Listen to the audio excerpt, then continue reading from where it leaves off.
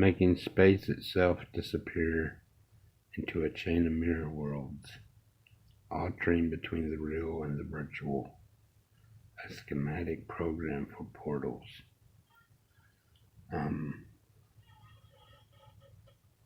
All intersections of reality are identical. Frames of observation are relative. Extending Landauer's principle, Rolf Landauer, a computer scientist in the 1960s, who came up with the Landauer limit.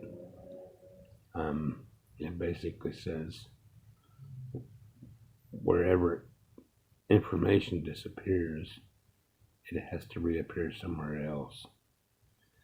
If you emptied your computer of memory, it disappears, but it becomes a form of energy, heat dissipation from the CPU or the memory, wherever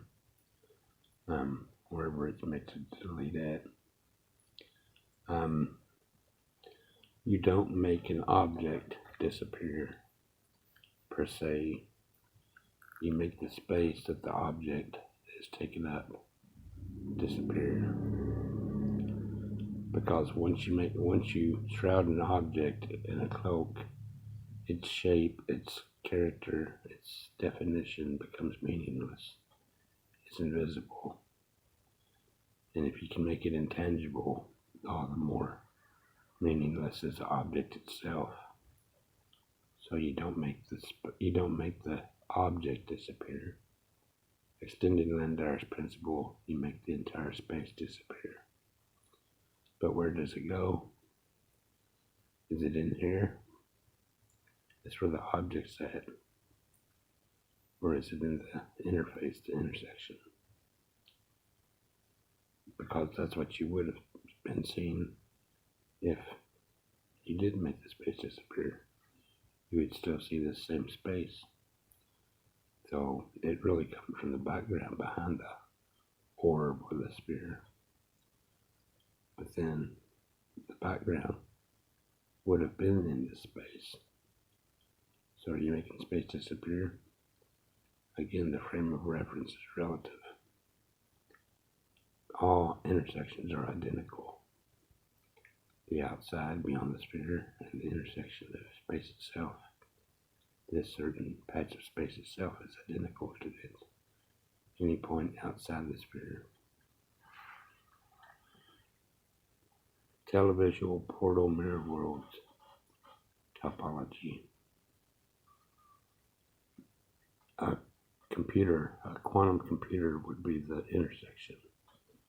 The portal would be the periphery. This is the cloaking interface. It's Bob, that's Alice. They are in their primary holodecks, which scans them and produces their virtual negative selves. Negative Bob, negative Alice, virtual negatives, which are then projected to and through into each other's interface, primary holodeck, and they become their positive virtual selves. And this chain goes over and over again. Alice would now be in Bob's chamber with his virtual self. They would go through and they would cover their real bodies with their virtual selves, he would be in her chamber. They both would go into his chamber. And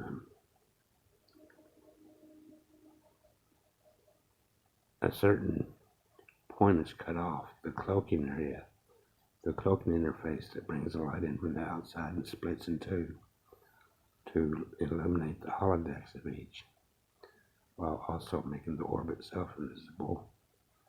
One of theirs has to be in constant use as a selected holodeck environment between the two. So while one Bob's may be cut off, Alice's is still running to illuminate the holodeck. But they both go into these two to these two chain mirror worlds, while one is connected to their local environment and one is cut off, feeding off their local environment. But there is a chain of mirror worlds. Between the outside is the real, physical, and light. The cloaking interface is virtual, just light.